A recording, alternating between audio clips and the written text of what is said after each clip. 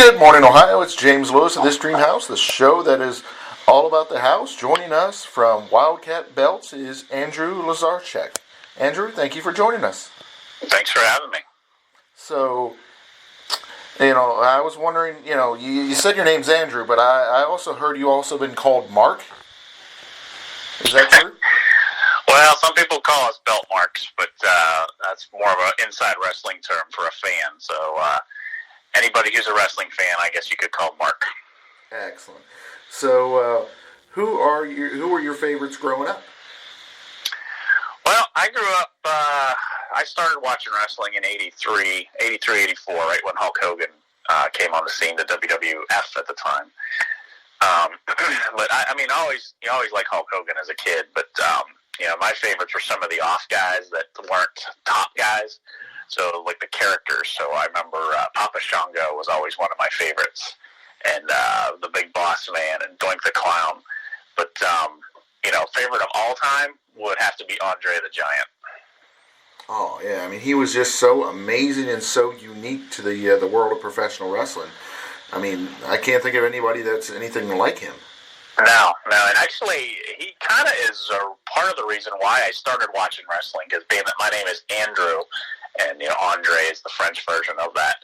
My oldest brother kind of would call me Andre for some reason, based off of Andre the Giant. And when I was 5, 6 years old, I didn't know what he was talking about. And they say, "Oh, Andre the Giant, Andre the Giant." And then I remember one night, about 10 o'clock at night, WWF was on TV, and they put it on so I could see who Andre the Giant was. And I remember that being the first time I ever saw wrestling, and pretty much kept watching it ever since. So, what point did you become a belt maker? Well, that's a tricky question. Professionally, in 2005 is when Wildcat Belts was born, May of 2005. But prior to that, I had been making belts out of paper since I was a kid. My aunt used to work at a bank here in town, and she would bring me the old leftover dot matrix paper. If you remember the old dot matrix printers, that was the continuous roll of paper that was perforated every 11 inches. She would bring me the excess paper, and I would, if I could find 3 pieces that were still connected, that would fit around my, 9-year-old waist. So I would draw them on paper and, cut them out and wear them around the house, and, have matches around the house with my friends and things like that. And then as the years went on, I started making them out of other stuff around the house. My dad owned a pharmacy here in town, and one of his clients was a roofer, and he used to bring his excess rubber roofing over to the house and drop it off on the front porch. And I would use that rubber roofing as the strap, and then some excess siding that he would use. I would sand down the siding and either draw on that with a Sharpie or use a metal engraver to, engrave the artwork on it. So it sounds like you've been passionate about belt making your entire life. Yeah, you could say that. I've always been passionate about it and creative about it too, because that's the only way to get into doing this is you have to be creative, and you have to be able to take 15 no's before you find the yes, whether that's no, that didn't work, or no from a vendor, or no from someone, and just keep plugging away until you figure out how to get things to work the way you want it to work.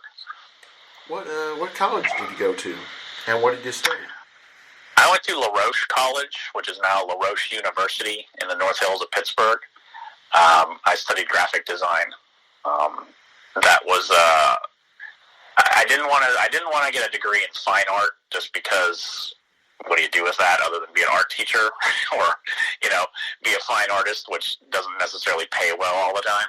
So I wanted to figure out some way to have an art profession, but have a good degree that you could go different directions with. So that's why I went with graphic design, and this went, it was about an hour from where I live, where I grew up, so it wasn't too far, but I had a good time there. Awesome. So I definitely see the connection with the belts and art, but is there anything specific to the college that got you connected to wrestling? Yeah, actually, it's funny because it's funny how everything works out. It's definitely fate. My freshman year of college, the college decided as a fundraiser or activity for the students to bring an indie wrestling show to the college, which what are the chances, It's just a little college, a couple hundred people there, and so they decided to, have a show there. So totally by coincidence, I was friends with a girl that lived in another dorm, and in the dorm next to her, there was a guy who was friends with the guy who was the referee for the wrestling show. So, through a friend of a friend of a friend, I got to meet this referee who has introduced me to the promoter, who then introduced me to other wrestlers on the show. And I actually got involved in doing some indie wrestling stuff for several years in the Pittsburgh area. So that was kind of my foot in the door in the wrestling world. But it's, definitely speaks to, it's all who you know, not what you know. So with that, once you got your foot in the door, it seems like you've done a little bit of everything in the wrestling business. Yeah. I back in those days in the 90s, I wanted to be a manager. Like Bobby the Brain Heenan was my favorite, and Jimmy Hart and Jim Cornette. And so I wanted to be a manager. So, through the people that I met at that show, I got to meet some more people and got involved more. And I was actually a manager. Hotshot Drew Lazario was my name. I don't know, being in Ohio, I did do a lot of shows in Ohio. Some people may remember that. I used to wear gold shoes and come out and, be annoying and yell at everybody and call them names. And so I did that. I did ring announcing. I did refereeing. I ran shows here in Pittsburgh for Steel City Wrestling and FNW Wrestling. And I had a lot of names come through this area, too. But belts was what I always wanted to do. So, it was kind of cool on my first few shows to be able to see some real belts that people had made from some of the real belt makers out there. That was always neat to be able to hold one and see it up close and see how they're made. So I got to figure out a little better as to, what I got to do to get this to work. So I started making them. Started making them for real, I guess, in '05. And when it took off, I kind of ducked out of the indie scene. I stopped with the managing and running shows and stuff, and just really focused on making belts. So prior to that, though, you had another wrestling business with posters. Yeah, that was briefly, being that I worked in graphic design and printing. I did have a little business going there for a while where I would work with indie promoters to make them posters and tickets and things like that for their shows. I mean, nowadays it's so much easier. There's so many online, printing companies and things like that you could get some really nice stuff. But when we're talking back in the early 2000s, that still wasn't that easy to do, and certainly not to get a good product that looked, really nicely designed and whatnot. So that didn't last long, but again, I got my foot in the door and got my name out there to some people, and at least got the Wildcat Belts kind of worked in tangent with them, together with the poster business, and that kind of got my name out there. You mentioned earlier you used, roofing, aluminum siding, paper. What do you use for your current belts? Well, the belts are all engraved in metal, and then either gold or nickel plated, and then the straps are all hand-tooled leather, so it's the real deal. Obviously, when you're 14, 15 years old, you use whatever you can afford, which is not much. So back then, rubber roofing was perfect. But nowadays, obviously, you got to use the real thing. So, yeah, we use real hand-tooled leather, cut it out by hand, tool it by hand, dye it. And then the plates are all, like I said, engraved, and then gold or nickel-plated, and then hand-painted. And design. Obviously, my graphic design background comes, full circle here, because that is, all the software that you use to do any kind of graphic design, whether it's, magazine ads or whatever kind of ads you see, print design. Same software, same concepts is design in belts. So, it's all designed in Illustrator, Adobe Illustrator, and then everything else is hand done. Yeah, I was going to say, it's really impressive looking at your website, seeing the detail, seeing the craftsmanship that goes into the belts. The thing that really impressed me, though, was just, how unique and individual each one is. It seems like they're, just so tailor-made to the specific purpose. Yeah, they are. That's kind of the niche, and that's the hard part for me as a business owner is being that everything I make is custom, one-off, handmade. So when I'm trying to find vendors to help me with the metal and things like that, most companies are dealing with mass production type things, so they don't want to hear about one-off type products. So it's hard to build that relationship with any vendors because they're not interested in one-off things. They want mass-produced items. So that's kind of our niche, though. So we have a good relationship with all of our vendors, and we get things pumped out as quickly as possible. But it is time-consuming because each one, has to be handmade. And there's several steps involved in that. I'm going to say it just seems to be a coincidence. On my show, I tend to get, and we don't even intentionally do this, but we get American-owned family businesses, that are working hard and are just, coming up and changing things in their industry. And it seems like, once again, we've found another company like yours that definitely fits that bill. Yeah, we're right here we're in Pennsylvania, not far from you, and started from scratch, literally, just an idea and a dream and a goal, and I just pursued it. Didn't take no for an answer from anybody.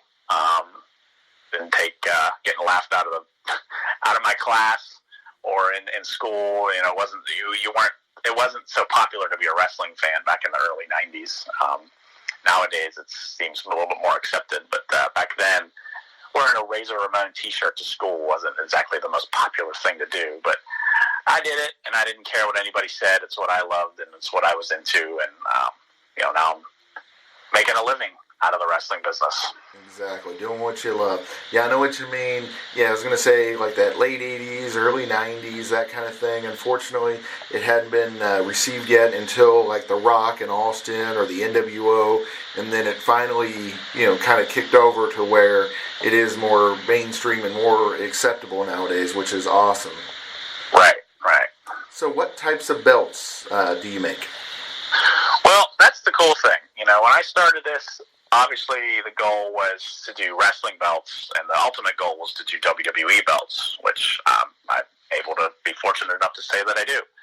But, mostly wrestling belts was the idea. And then my second biggest client behind WWE came to me, which would be Nathan's Hot Dogs. And as I'm sure you're familiar with, every year on the 4th of July, there's the Nathan's famous hot dog eating championship out of Brooklyn in New York City. They came to me back in '07. I take a step back. In '06, a friend of mine showed me a clip sent me a picture, I should say. That was before, I think it's before YouTube was even around. But sent me a picture of the Nathan's belt that they were using. And said, and it wasn't the best belt. It was like a little crafty, handmade weightlifter's belt that they had just, rigged up to look like a championship. He sent me a picture, and he said, dude, you can do so much better than this. You should contact them and tell them, what you do. So I did. I found out the president of Nathan's and sent him a proposal and said, hey, this is what I do. I can make something a lot nicer than what you're using now. And I actually got a response that was basically thanks, but no thanks. But he was glad that I sent his info, but that they have a belt that they've been using, and that's what they're going to use, which was nice. At least they responded. Mm-hmm. So fast forward, that was probably in August or so. So fast forward about a year. I want to say it was June 25th. I get a frantic call from them saying that their champion, that was a Japanese fellow, Kobayashi, yes, lost the belt in Japan, and they have no idea where the belt is. They don't know where it's at, and they have the competition in about a week.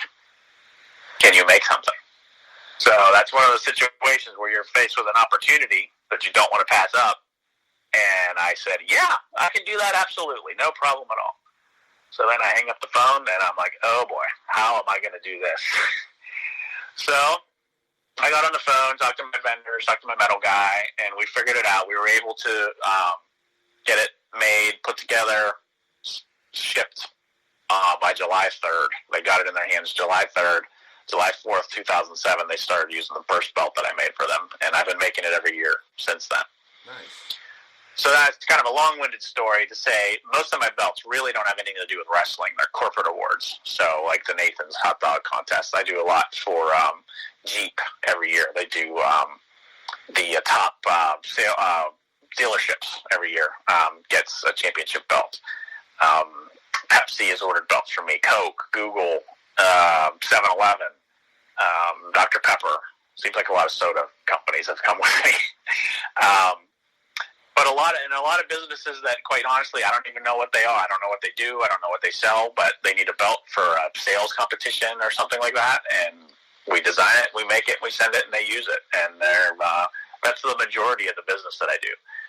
That and fantasy sports is a big one too. So like fantasy football, you get these fantasy football groups together. You get 10 guys together. They all chip in a couple bucks, and then they have a championship belt at the end of the season. So whoever wins their fantasy football league gets the belt and maybe even gets their name engraved on it, depending on how they have it designed. So fantasy baseball, basketball, DraftKings is another big one. I'm sure everyone's familiar with DraftKings, the online fantasy sports. I do belts for all of their contests that their big winners get at the end of their tournaments and leagues. Sounds awesome. So you got the professional wrestling, you got the corporate, you got the fantasy. Do you also do MMA? I have done some MMA, yep. Not a lot.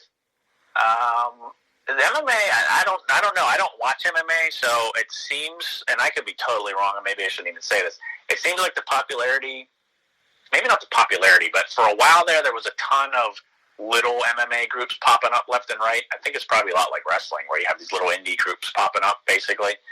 Doesn't seem like there's that much anymore, or if there are, they're just not contacting me. But I have done some MMA stuff for a lot of companies in the United States, a lot in Canada, actually. There's a group out of Vancouver that orders quite regularly. Prime, I believe their name is. But yeah, I have done some MMA. Yep.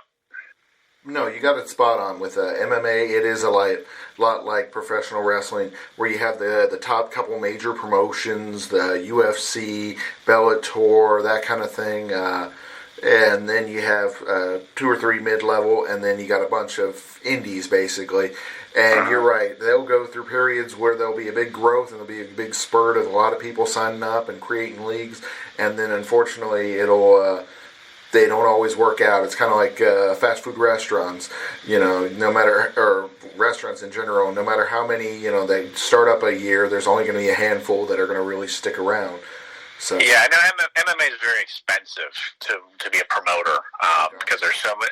Like with wrestling, I mean, it costs money, but it's not as expensive because it's not really regulated. Whereas MMA is so regulated, and then there's so many things you got to, front end things, so it's not really cost effective to do it unless you're going to do it really big.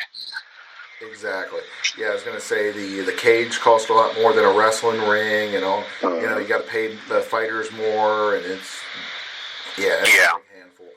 So with the wrestling, what are some of the leagues and organizations that you work with? Well, obviously the biggest one is WWE. I do a majority of the belts that you see on TV right now, including the NXT and NXT UK. Some other big ones are for wrestling. I did do the New Japan United States title. I think Jon Moxley has it right now. He just received it, yep. Yeah. So that's a big one. All of Ring of Honors. The current Ring of Honor belts. I actually designed and made all of the current Ring of Honor belts. And I do sell official copies of those as well, so if anybody wants a copy of those, I can make you a real version of it. As far as wrestling goes, let me think. Who else? Big Japan is a big one that I've done a lot of their belts. I think they do a lot of hardcore stuff over there. Battle Arts Academy, which is Santino Morella's group up in Toronto. I do all their belts. A lot of little ones. I used to do TNA's belts back in, I guess, 07-ish to up until about 2 or 3 years ago, whenever they changed officially to Impact. But I did a lot of their belts. I guess I take that back. I did their world title, and I did the X title for TNA back in the day. Those are the big ones, and there's a whole bunch of smaller ones. Well, MLW, which is a kind of an up-and-coming wrestling promotion. I've been doing a lot of theirs, Major League Wrestling. Doing most of I just did their North American title, and I also did their tags and their heavyweight title as well. So, just for wrestling, those are probably the big ones, but there's a whole bunch of little ones, like we just said, little indie groups all over the country that we do. Awesome. So with doing that, I'm sure you've gotten to meet some of your favorites, some of your legends over the years. Any good stories? Say, like you mentioned, you're a big fan of Terry's, so you probably got to meet him when he made his celebrity belt, right? I did get to meet Hulk Hogan. I did do the Celebrity Championship Wrestling belt when he did his reality show. Oh, geez, that was probably about 10 years ago now that I think about it. But I did get to do that with him, and then when I was in Orlando for WrestleMania a couple years ago, I got to meet him at his little store there, which was pretty cool to be able to meet him in person. Sometimes when you think about it, like, oh, yeah, I'm going to meet Hulk Hogan, because you meet all wrestlers at different Comic-Cons and things like that. But when you're actually standing right next to Hulk Hogan and he's talking to you and looking at you, it's pretty amazing, pretty surreal. I just recently got to meet, finally, Zack Ryder and Kurt Hawkins. Zack, of course, he and Kurt just lost the WWE Tag Team titles, but he was another big client early on. I did the Internet Championship, if you remember, when he was doing the Long Island IC back in 2011, and really taking advantage of social media before anybody else had, and building up a real reputation online. I did his Internet Championship. And he and I stayed in contact over the years, and I had done some other little things with him here and there. And he just recently started a podcast about a year ago, the Major Wrestling Figure Podcast. And we had worked out a deal where I did a belt for him, and I did another belt for Kurt for his indie promotion up in New York. And it's funny, I've dealt with Zack since 2011. I never once spoke to him or met him up until about 2 months ago. They did a little event there up in New York, and I actually finally got to meet him in person after all these years. So that was pretty nice to, finally he was able to finally put a face to the name, and we got to talk for a couple minutes, and, we've done a lot together over the years. So he's probably one of my closer contacts in the business. Oh, definitely. I mean, that belt was a huge, success for him. I mean, like you said, it really helped him get over, and it created something that WWE couldn't control, so he was able to, build his brand. I mean, that's why I think these belts are so great, not just for the wrestlers, but you mentioned the companies, and how it helps to build brands, how it helps to empower employees, it seems like. Sure, yeah. And that Internet belt was actually the first belt that I designed and made it, and they made a toy out of it. So that was pretty neat whenever they had a toy version of a belt that I made. So with that, you have multiple levels of quality for the belts. What are the different levels? Well, we have 3 styles. The premium style is what you see on TV, like you would see on WWE or Ring of Honor. That's top of the line, thick plates, gold or nickel plated, hand painted, hand tooled leather. Those, like I said, those are the top of the line. Then we have a mid-level belt, which is a little bit thinner plate, but it's still, gold or nickel plated, 3-dimensionally designed. Doesn't include any color because it is priced a lot, significantly less. So there's less time involved on our end. That's why we're able to offer that at a lower price. It comes on a strap, a nice tooled strap too. And then we have the economy style belt, which is our least expensive belt. That's good for small groups or companies that aren't looking to spend, $1,000 or $2,000 on a belt. They just want to spend a couple $100, but it's just the idea of the novelty of a custom championship belt. We do a lot of those as well for fantasy sports as well. So it just depends on what your budget is, but we have we say we have a belt for every budget. So if you want to spend a couple $100 or you want to spend a couple $1,000, we can offer you something that you're going to like. That is phenomenal to be able to accommodate all the variety of customers, everybody from, like you said, the fantasy football player or a birthday present to all the way up to WWE superstars and everything in between, it sounds like. That's right. And speaking of WWE superstars buying belts, I've done belts directly for a lot of guys for things like fantasy football. Like, for instance, The Miz. I did his fantasy football league that he has with his friends and family. Darius Rucker from Hootie and the Blowfish. He's a country star now. Mm-hmm. I've done multiple fantasy football belts for him over the years. So it's kind of cool that, you get wrestling fans that, they know about belts and they want to do a belt for their individual group or league. And then I get other people. That's my goal, is to really, get out there beyond the wrestling fan and beyond people that know about belts or wouldn't think to do a belt for something. That's really where I focus my time on, is trying to get the word out there as to, hey, this is better than a crappy trophy or a certificate or something like that. This is something really unique that people are going to love. Exactly. Like you said, people nowadays and over the years have been, big wrestling fans. And like you said, it really means more as opposed to some of those other types of awards. It really is something you want to display on your wall, you want to carry around with you, you want to, really, it makes an impact. Sure. Yes. So before we let you go, where on social media and the web should they check you out at? Okay, well, the website's pretty easy. It's just www.wildcatbelts.com. Wildcat singular, belts plural.com. Facebook, just at Wildcat Belts, and Instagram at Wildcat Belts. Awesome. I'd like to thank you for joining us today, Andrew. Thank you for having me. I appreciate it.